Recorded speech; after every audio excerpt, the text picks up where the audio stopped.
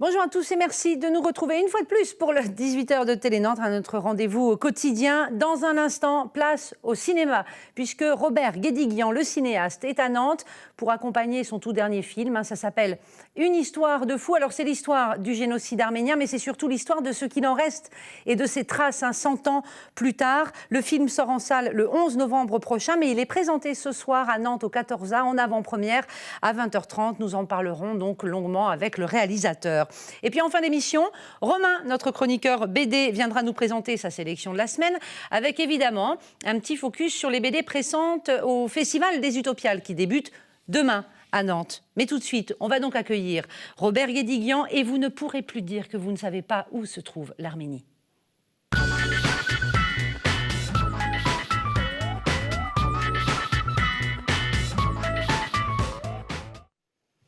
Bonsoir à vous, Robert Guédiguian, et merci beaucoup d'être avec nous. Merci à vous. Vous êtes en tournée dans toute la France, je le disais, pour accompagner votre dernier film, Oui. Une histoire de fou. Oui. Vous accompagnez tous vos films comme ça, hein. Vous Je l'ai sillonnez fait, la oui, France. Je l'ai fait souvent, la plupart du temps je le fais, oui. Vous aimez Oui. bien. Oui. Je crois que ça fait partie du... Je crois qu'on accompagne des films, ça fait partie du travail de cinéaste que de bavarder autour de ces films. Et on est ravis, nous, de bavarder avec vous ce soir. Alors, je le disais, vous allez nous parler d'une histoire de fou. Il faisait partie de la sélection officielle au dernier Festival de Cannes. Oui, en compétition, oui. Voilà, en compétition. On l'aura compris, je l'ai dit en introduction, il y est question donc de l'Arménie, du génocide arménien. J'ai envie de dire, au-delà de ça, il y est question de la grande histoire, Oui. de ces traces, je disais, les traces qu'elle laisse, de ses répétitions aussi, de ses répercussions. Et à ceux qui ne le savent pas, Robert Guédiguian, on vous voit comme un Marseillais, mais vous êtes d'origine arménienne. Oui. Ça compte beaucoup, cette identité-là, chez vous? Oui, beaucoup, beaucoup. Il y a beaucoup d'Arméniens à Marseille, parce qu'évidemment, souvent en partant, effectivement, ils sont passés par Beyrouth, en partant de l'exode, de la déportation. Et de Beyrouth, ils ont pris des bateaux, parfois, ceux qui ne sont pas restés à Beyrouth. Et à ce moment-là, peut-être plus qu'aujourd'hui, la France était une terre d'accueil. Et donc, beaucoup sont arrivés à Marseille. Et donc, parfois, ils sont restés à Marseille. Sinon, ils ont remonté. Ils sont allés à Lyon, ils sont allés à Paris. Et il y a comme ça une communauté arménienne en France d'à peu près 500 000 personnes. Ce qui est considérable. Oui, c'est beaucoup. Et puis, à peu près un habitant sur 10 à Marseille est d'origine arménienne. Oui. 1 sur 10 à Marseille, oui, c'est énorme. Oui. Ça veut dire quoi être d'origine arménienne aujourd'hui en France en 2015 ? Ça veut dire, alors justement, ça va nous emmener directement au film, parce que oui, c'était le but. Il y a bien sûr l'aspect linguistique, l'aspect culturel, l'aspect musique, puis c'est le peuple du livre, donc il y a la langue qui compte beaucoup. Mais hélas, depuis 1915, il y a un nouvel élément qui est constitutif de l'arménité, c'est le génocide en fait. C'est un peuple qui a failli disparaître, c'est-à-dire que tous les Arméniens aujourd'hui, je crois encore aujourd'hui, et encore pour longtemps, dès qu'ils voient quelqu'un qui a un nom comme eux, qui finit par Yan, hein, je veux dire, donc c'est très caractéristique, voilà, est ravi parce qu'il se dit que le génocide a raté, que le génocide a échoué, et qu'effectivement, il aurait pu réussir. Donc il y a une espèce de solidarité, de fraternité évidente de ce point de vue, étrangement et tragiquement. Je dis, c'est une fraternité qui est liée au fait que nous ne soyons pas morts. Que vous ne soyez pas mort, oui. et que le peuple ait survécu finalement à ce génocide, pour ceux qui nous regardent et qui ne connaissent peut-être pas très bien l'histoire de l'Arménie, de ce génocide arménien, qui remonte aux années 1914-1915 et un peu au-delà. Oui. Et on estime que peut-être 1 million 500 000... Oui, on évalue 1,5 million, voilà. Oui, à peu près. Les statistiques, il n'y avait pas l'INSEE à l'époque, hein, donc on ne sait pas précisément, mais c'est dans ces chiffres-là. Donc c'est tout l'est de l'Anatolie, en fait, qui a été... vidés de ces Arméniens, ils ont été spoliés, exécutés, déportés vers le sud, là, vers la Libye, vers la Syrie d'aujourd'hui, ce qui est la zone de conflit encore aujourd'hui d'ailleurs. Et effectivement, c'est cette histoire-là qui est au cœur de ce film, Une histoire de fou. Je vous propose, avant d'en parler, qu'on regarde la bande-annonce. Oui, bien sûr. Hein ? À tout de suite.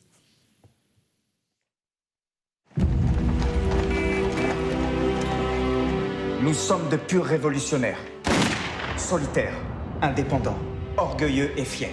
Aucune force au monde ne pourra salir notre lutte ni épuiser notre volonté. Vos pères se vengeaient comme Télériane. Eux, au moins, ils ont tué une 50aine des 500 criminels de la liste qu'ils avaient établie. Depuis, plus rien. Votre génération a renoncé. Vous êtes vos propres fossoyeurs. Soyons les héritiers de Télériane et finissons son œuvre de justice. Justice pour le peuple arménien. J'ai toujours dit que j'étais arménien. Mais je n'ai jamais trahi personne. Je te respecte pour ça. Et pour le reste, tu me méprises.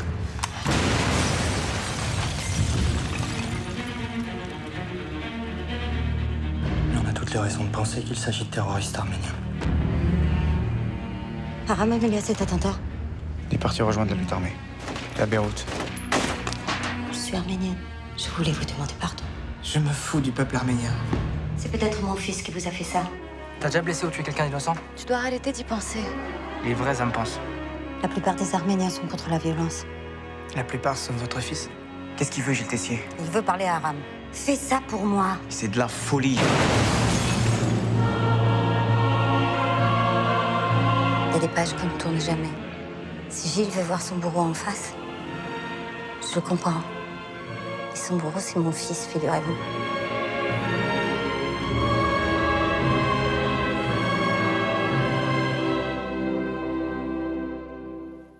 Voilà, une histoire de fou.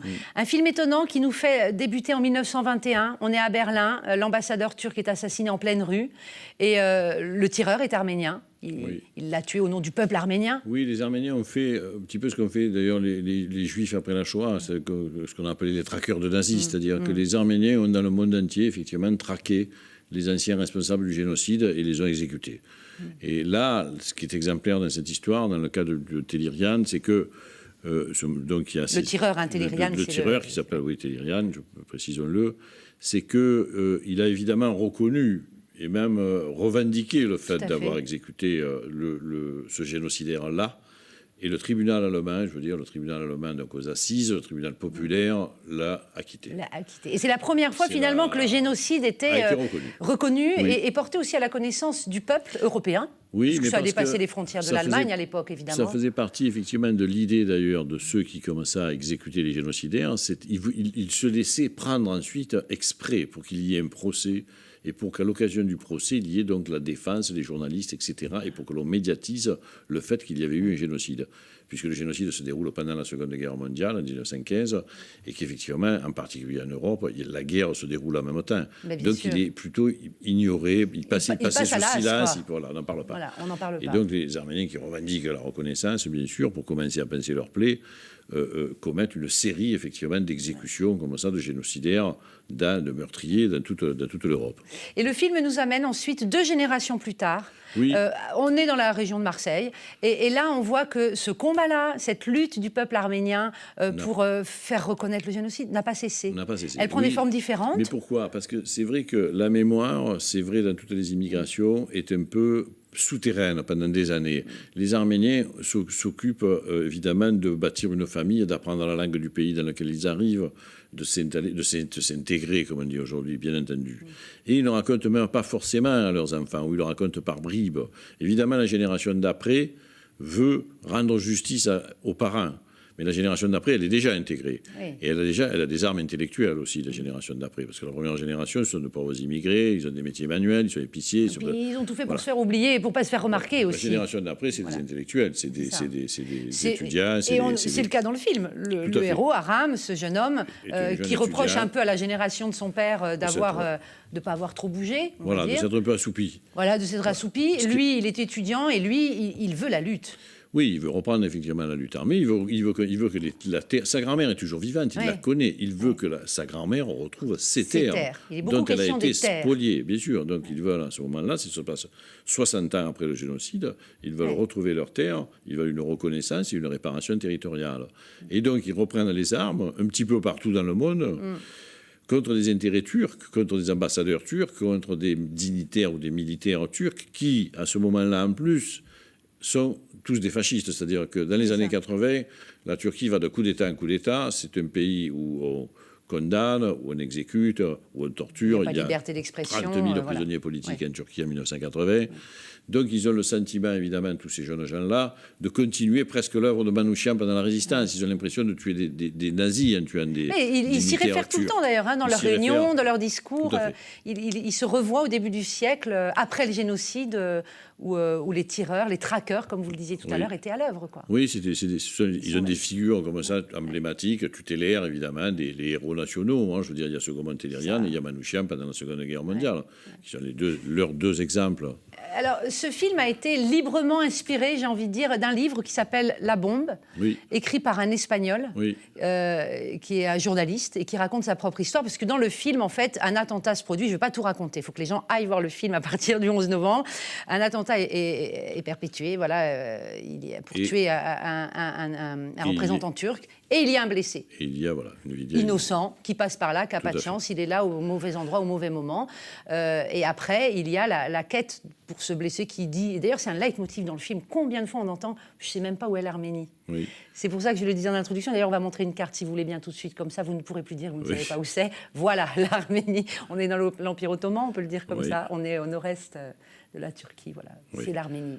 L'Arménie, c'est le petit point rouge. Voilà, qui existe encore, qui existe aujourd'hui, qui a longtemps donc été une Arménie soviétique, en fait, et qui depuis la fin depuis le mur de Berlin, la chute du mur de Berlin, est devenue une Arménie indépendante, en fait, depuis 1991. Donc il existe une toute petite Arménie, mais qui est qui est 10 fois plus petite que l'Arménie historique, qui était une partie de la Turquie. Racontez-nous cette rencontre avec cet écrivain espagnol qui vous a inspiré l'histoire de ce blessé qui va vouloir aller rencontrer son bourreau, en fait. Voilà, il veut comprendre. Pour raconter tout ce dont on parle là, qui a l'air comme ça très compliqué et que c'est une fresque, en fait. Je veux dire, effectivement, c'est une fresque, d'ailleurs. Ça s'étend sur une centaine d'années. Il fallait trouver quand même un angle romanesque. Il fallait trouver quelque chose de fictif, de narratif et de fort. Et c'est vrai que ce jeune Espagnol qui, dans les années 80, a sauté sur cette bombe et qui a eu comme seule attitude, magnifique d'ailleurs, de vouloir... C'est une histoire vraie, celle-ci, de l'Espagnol. C'est une histoire vraie. Bien sûr, je l'ai rencontré, je suis allé le voir, j'ai travaillé avec lui. Il a voulu comprendre, en fait. Il a tellement bien compris et appris où était l'Arménie et ce qu'était l'Arménie, la cause des Arméniens, qu'il a épousé cette cause. Il est devenu, effectivement, un ambassadeur de la cause arménienne en Espagne. Et... il a tenu même à aller rencontrer les gens qui avaient posé la bombe. Et qu'il avait effectivement, bombe qui le prive de ses jambes, je veux dire. Bon. Et il les a rencontrés à Beyrouth et il a passé du temps avec eux.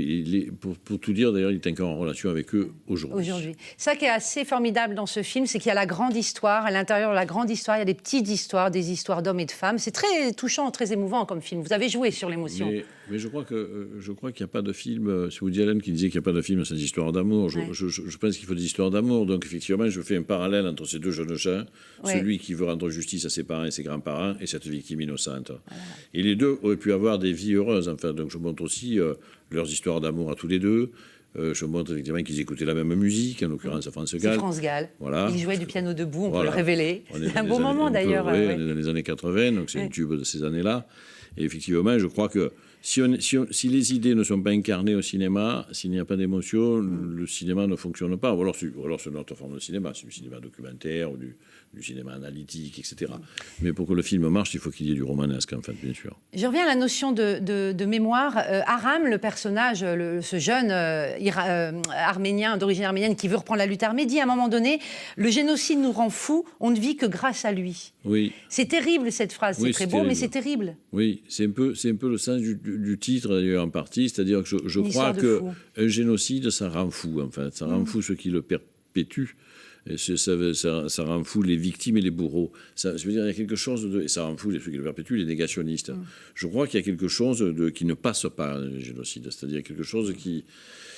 je pense qu'il peut durer 1000 ans, en fait. C'est de l'ordre de l'impensable, dans tous les sens du terme. C'est de l'ordre de l'impensable, absolument. Ni la philosophie ni la science nous offrent d'explication, en fait, de ces phénomènes-là. On sait pourquoi il y a une guerre, on connaît les intérêts géopolitiques, stratégiques, même si c'est des intérêts mauvais, contestables. Mais cette folie qui s'empare à ce moment-là des hommes, qui se torturent, qui éventrent, décapitent, etc., c'est de l'ordre de l'inhumanité, en fait. Donc. Et c'est d'ailleurs ce que montre bien le film, sans le dire explicitement, c'est qu'on n'apprend rien de l'histoire. Hein. Le génocide arménien, c'est début du XXe siècle, c'est avant l'Holocauste, c'est avant la Seconde Guerre mondiale. Hélas. Je veux dire, on a reproduit, et encore après, plus tard, les génocides ont continué. C'est un combat perpétuel, je crois. Voilà. Il faut s'y faire, il faut s'y résoudre. Nous tous devons nous y résoudre. C'est-à-dire que je crois que quand on fait un film comme je le fais là, quand on milite, quand on distribue une tract, quand on va à une manifestation, etc., on fait toujours ça. Et vous l'avez fait aussi beaucoup. Je l'ai fait aussi beaucoup. Ce qu'on fait là, je crois qu'on fait ça pour que les choses n'arrivent plus, mais Mais elles vont quand même, on sait qu'elles vont arriver, quoi. C'est à la fois assez décevant, mais il ne faut pas que ça nous déçoive. Il faut continuer, parce que peut-être que sans ça, ce serait pire, comme disait Camus. Ouais. Et il y a une chose formidable dans ce film, et je me dis qu'est-ce que Robert Guédiguian doit aimer les femmes, parce que dans ce film, une fois de plus, oui, c'est évident, ça crève l'écran. Les femmes sont très dignes, la femme, la mère, il y a évidemment Ariane Ascaride, votre épouse, qui joue dans le film, qui est superbe. Il y a des personnages de jeunes femmes, plus jeunes, très, dans des histoires d'amour, ou très exaltées, on va dire. Et qu'est-ce qu'elles sont dignes, toutes. Mais vous savez, c'est une affaire probablement d'éducation. Je crois que les mères ouvrières, dans le monde dans lequel je suis né, je veux dire, étaient de ce tonneau-là, étaient de cette étoffe-là, en fait. Voilà, elles avaient effectivement le sens du concret, du réel, de la vie, tout le temps. Je pense que les hommes se lamentent un peu plus. Ils sont souvent très actifs, mais ils se lamentent plus, ils réfléchissent plus, et le temps passe, et ils réfléchissent trop. Je pense que les femmes sont plus dans l'action, en fait. Et il y a des grands exemples.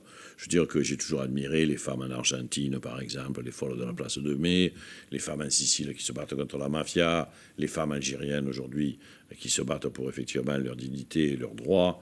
Voilà, donc il y a beaucoup d'exemples de femmes comme ça qui ont mené des grands combats.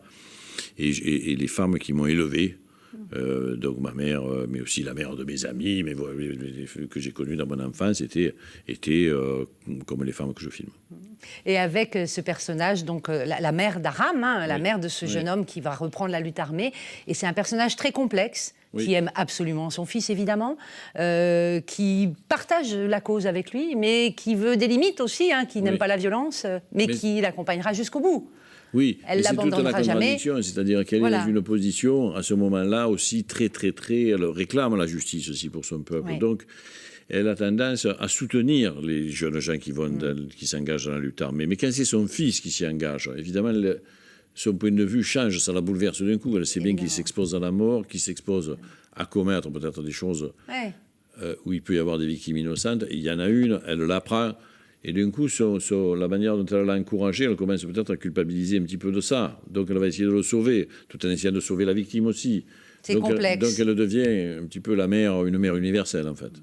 Et puis pour terminer l'entretien, peut-être un mot sur cette notion d'identité, qui est en filigrane évidemment tout du long. On a commencé d'ailleurs par en parler. C'est un thème qui revient beaucoup dans le débat politique en France depuis quelques années. Est-ce qu'il y revient bien? Vous avez déjà répondu, en fait. Non, beaucoup trop. Je veux dire, c'est un sujet, on parle que de ça, c'est pour éviter de parler du reste, en fait. Je veux dire, c'est pour moi. Pourtant, c'est un thème important. Vous le disiez tout à l'heure. Oui, non. Je vais vous dire, en fait, pourquoi il est important. Oui, il est important, mais moi, j'ai une conception. D'abord, l'identité, pour moi, ça n'existe pas. C'est les identités. Personne n'a une identité. Mon identité, c'est effectivement d'être cinéaste, c'est d'avoir 62 ans, c'est d'avoir 2 filles, c'est effectivement que mon père soit arménien, bien entendu, c'est d'être né à Marseille, mais c'est d'habiter à Paris. C'est tout ça, les identités. C'est mes identités. Et effectivement, notre identité est devant nous, elle n'est pas derrière. Donc aujourd'hui, on ne défend que des identités régressives. Derrière. L'identité est derrière nous. C'est pas vrai. L'identité, ça se construit. Et les Arméniens, d'ailleurs, comme on vient d'en parler, ont complètement construit, en s'intégrant et en gardant complètement leur tradition, ont construit eux-mêmes une double identité en permanence. Ils ont juxtaposé leurs identités, en fait. Et c'est très riche d'avoir des identités. Et surtout pas une identité. Je plains celui qui n'a qu'une identité. Voilà. Eh ben, merci beaucoup Robert Guédiguian. Alors allez voir ce film à partir du 11 novembre dans toutes les salles de France. Ça s'appelle Une histoire de fou. C'est vraiment un très beau film. Vraiment, je le dis sincèrement, très émouvant, très touchant et très instructif aussi et qui fait réfléchir quelque peu, je vous le dis tout de suite. Vous restez avec nous, vous voulez bien? On va parler de bande dessinée. On va accueillir tout de suite Romain.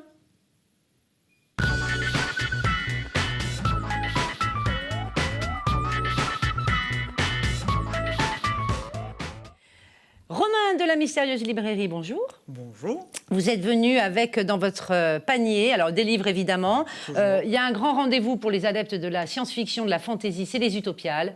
Effectivement. Ça parle de littérature, de cinéma et de BD. Ça commence demain. Petit focus. C'est ça. En fait, j'avais envie de vous mettre en avant 2 choses importantes. Il y a la collection Série B. Alors là, je vous ai ramené Carmen McCallum de chez Série B. Et donc Série B, c'est un des labels de Delcourt, de la maison d'édition de Delcourt, qui est dirigé par Fred Blanchard. Fred Blanchard, donc c'est l'homme qu'on voit au milieu sur la photo. Il est nantais. Donc forcément, on aime encore plus ça. Mais il a créé depuis 20 ans une collection qui a démarré avec des bases très science-fiction, puis qui est devenue quelque chose qui traite de plein d'univers différents. C'est vraiment très très chouette. Il y a une expo énorme qui lui est consacrée. Aux Utopiales. Aux Utopiales, où vous allez plonger dans l'antre d'un vaisseau spatial pour découvrir 20 ans de bande dessinée. Voilà. Génial. Je ne vous Donc dis que ça, à c'est recommander.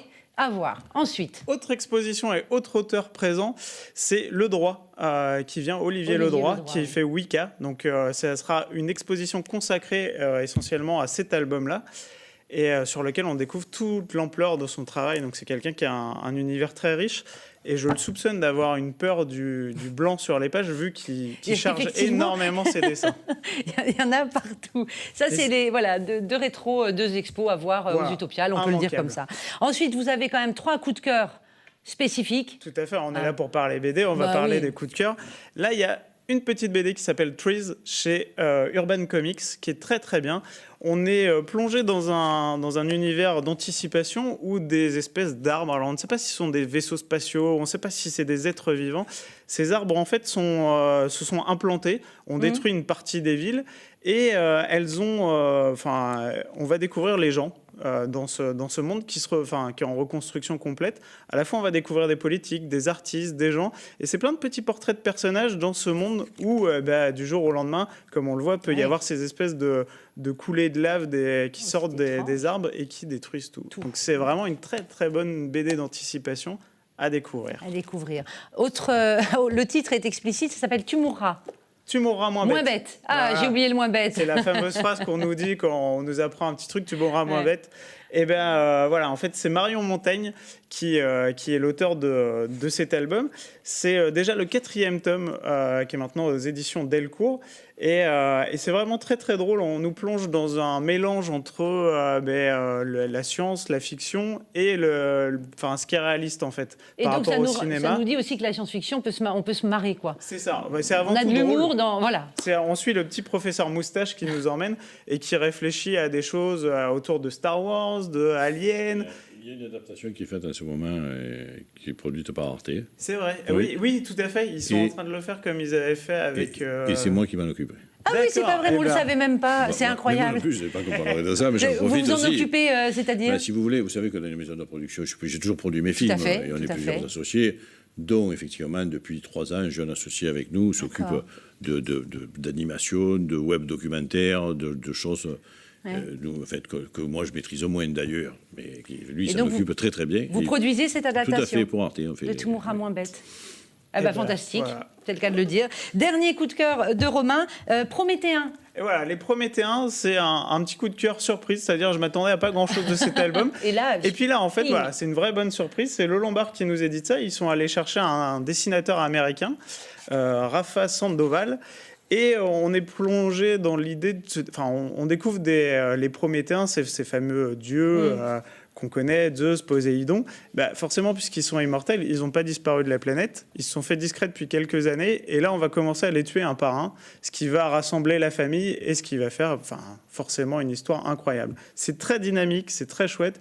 Et donc forcément, en univers fantastique, on ne peut pas passer à côté. On ne peut pas passer à côté. Merci beaucoup, Romain, pour toute cette sélection.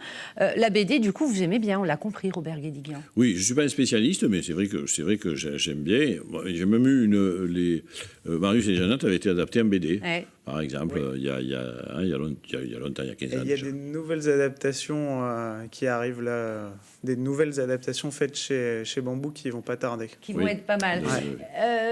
Et votre prochain film, vous savez, non? Vous y êtes déjà? Oui, il est écrit, mais en fait, je peux le tourner qu'en hiver, parce que je veux tourner dans une petite calanque, vous savez, ces espèces de mini-fjords là, marseillais ou sur la côte. Et je veux tourner quand il n'y a personne, donc je peux tourner que l'hiver. Du coup, je vais attendre le 15-16 octobre prochain. D'accord. Ah oui, mais le film est prêt. Enfin, le scénario est écrit, les acteurs sont là, tout va bien. On vous reverra peut-être à cette occasion. Merci beaucoup d'être venu nous voir. 11 novembre, vous allez voir Une histoire de fou. C'est le dernier Robert Guédiguian. Vous allez aux Utopiales aussi profiter de la BD à partir de demain. Puis vous pouvez revoir un film dont on n'a pas parlé qui s'appelait Le voyage en Arménie. Ça date de 2006. Le retour aux terres, c'était signé Robert Guédiguian également. Merci à vous. À bientôt.